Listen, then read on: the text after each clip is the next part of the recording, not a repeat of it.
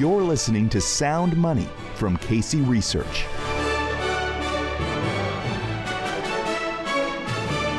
Hello and welcome to the Sound Money Show from Casey Research with me, your host, Andy Duncan. I have the great pleasure today of speaking with the founder and chairman of Casey Research, Doug Casey. Today we'll be talking about the parallels between the Roman Empire and the United States Empire, along with international investing and the importance of a small former part of the Roman Empire, the beautiful island of Cyprus. Hello, Doug. Andy, it's a pleasure to talk to you, fellow classical aficionado that you are.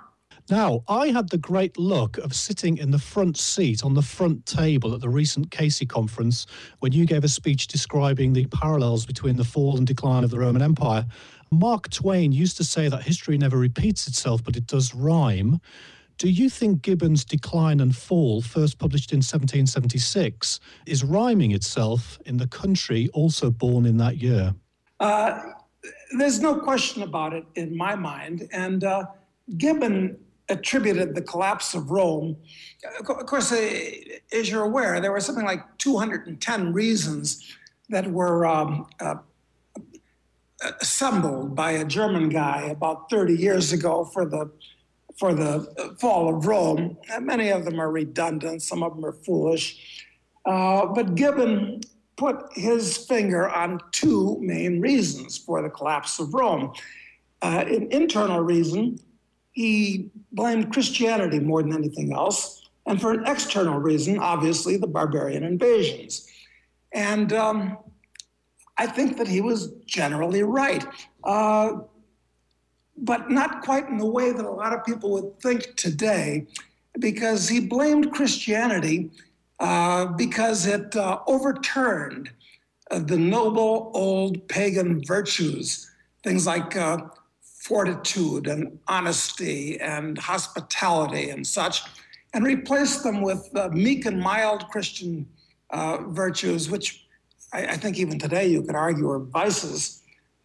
Things like faith, hope, charity, and kind of namby-pamby virtues, not the kind of thing that you need when the barbarians are knocking at the door. And the point that I would make is that Christianity in late antiquity was a very different thing than it is today. Then it was very pacifistic.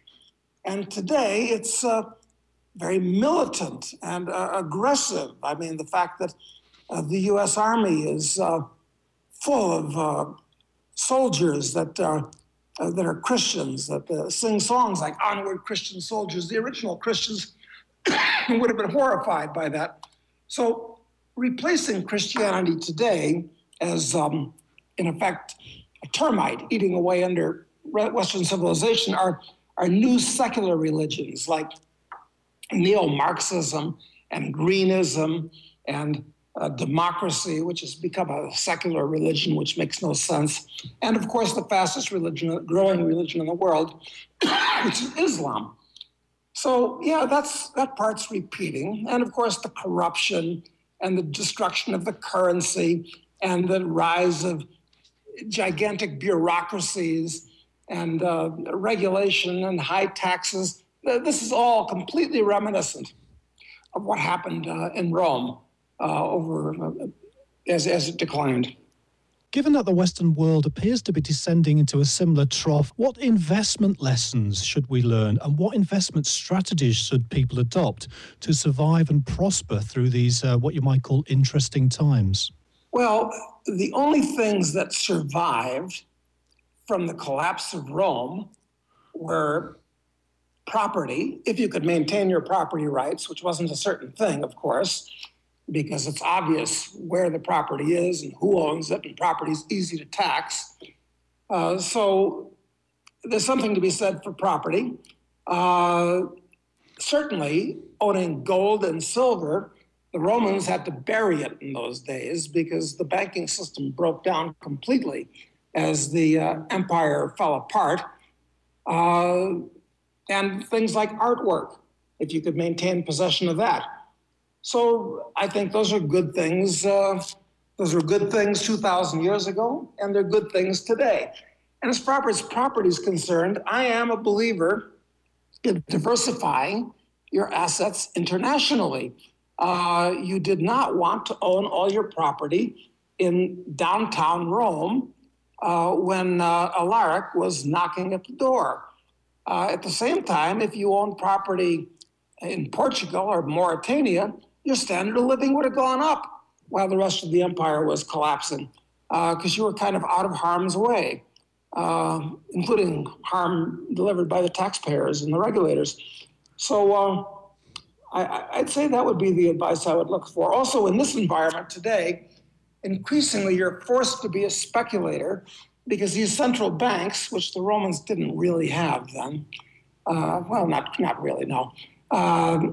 They're creating bubbles all around the world through the creation of trillions more currency units. So if you can anticipate where the next bubble will be inflated, you can profit from that. So that would be my generalized advice. Moving on to more modern events, another important part of the Roman trade system was Cyprus, which has always been a long-standing link between Europe and the Middle East. Now, some Russians recently tried to diversify into Cyprus and lost a lot of money. Now, you recently took a trip to Cyprus. What did you find there?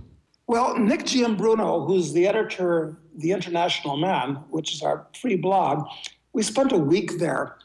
And the reason that we went there is because the Cypriot stock market is down 98% from its peak in 2007. That's a spectacular collapse for any national stock market, albeit the Cypriot stock market only has 100 stocks listed and only about 20 or 25 of them trade, more or less. But whenever any market is down by that amount, you have to reflexively go and take a look for opportunities. And indeed, we found some. There are a lot of viable businesses in Cyprus selling at 1/10 of book value, a couple times earnings, 7-8% dividend yields. I think that you can make a lot of money in Cyprus now. So you actually think it might recover then, Cyprus? Well, as you know, Andy, I'm of the opinion that starting in 2007, the world entered a period of history that I believe will become known as the Greater Depression, because it will be much worse, much more serious and longer lasting than the Depression of 1929 to 1946. That said, there are still going to be tremendous speculative opportunities because of the fact that this time around, all of these foolish central banks will continue creating trillions of currency units, and bubbles will be inflated. And I think that Cyprus is a place that merits some attention. No guarantees, but it merits a close look. Do you think people have to actually go there physically themselves, or can they see things from a distance? Well, it's always helpful to go there and put your own boots on the ground, of course. But in the report we put together, and I presume probably a majority of the people listening to this are going to be U.S. Residents, Americans.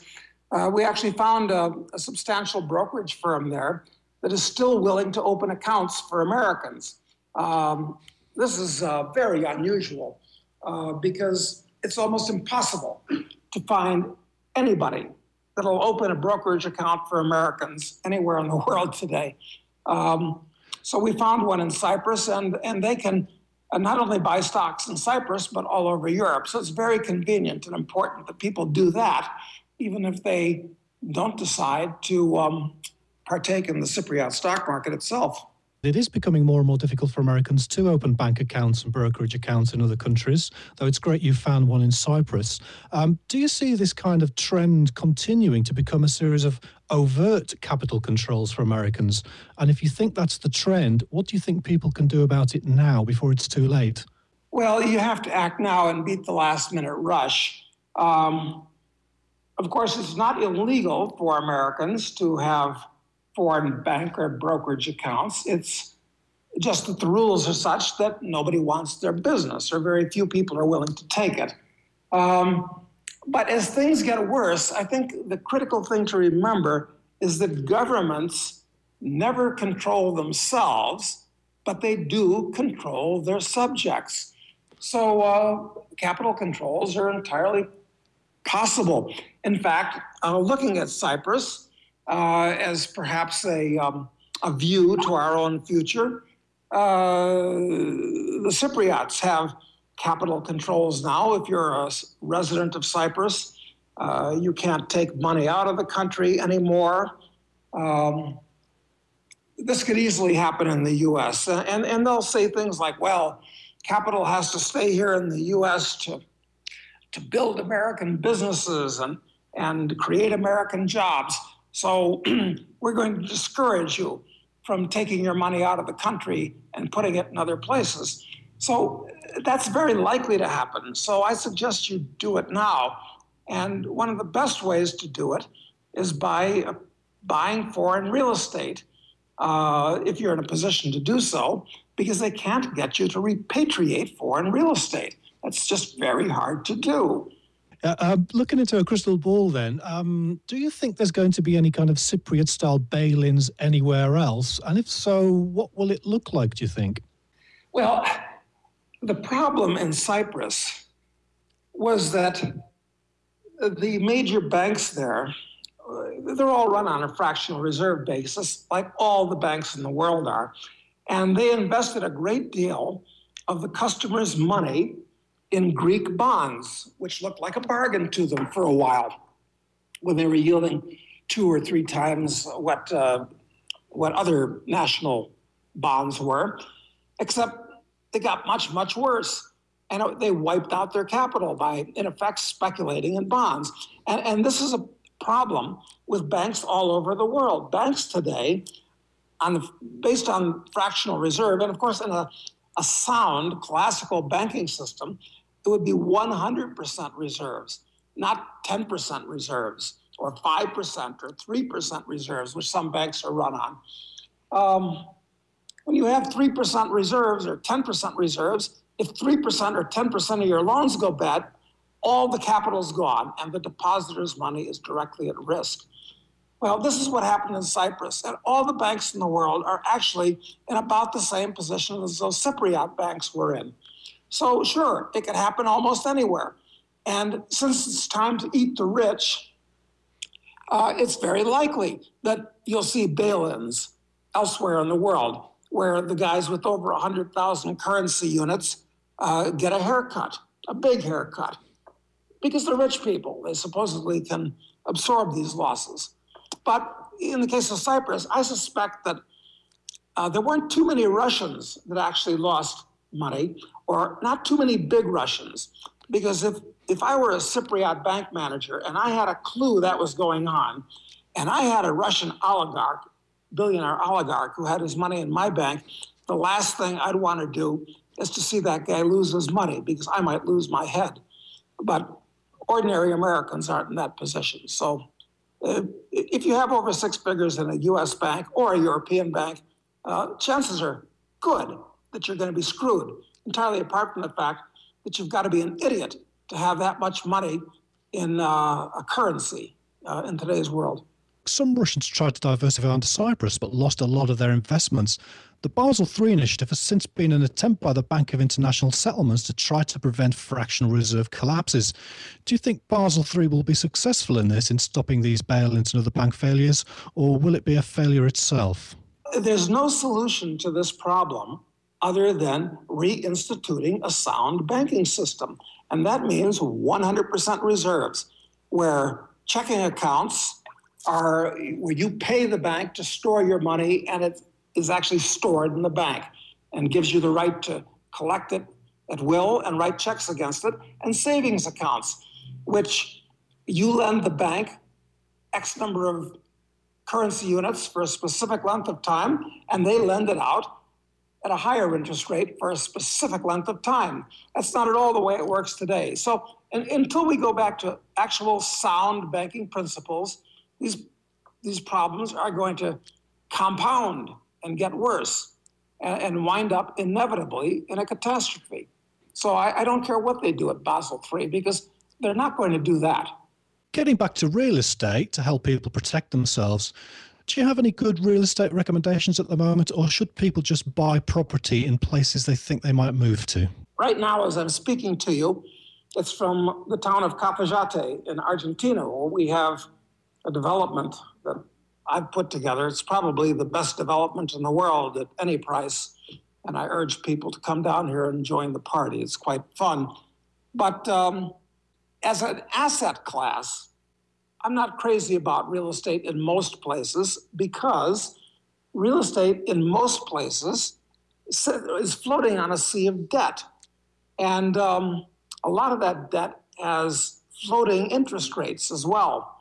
So a serious squeeze could happen. I'm kind of happy in Argentina, which is a disastrously managed economy, but it has some pluses in that nobody can borrow or lend money in this country, so that whatever real estate is priced at is its real price. It's not inflated by borrowed money. So stay away from markets where there's borrowed money. Stay away from Canada, Australia, New Zealand, England, most of Europe, the US. It's too early, in my opinion, to buy these markets. Thank you very much for your time today, Doug Casey. Thank you, Andy. You can subscribe to The Sound Money Show on iTunes or sign up to our podcasts at Casey Research, where we'd also welcome your feedback and guest suggestions for future interviews. I'd like to thank Doug Casey for joining us today, and thank you for listening. If you learned something useful on today's podcast, please let your friends know all about our new show to help us grow this podcast. Until next time, goodbye.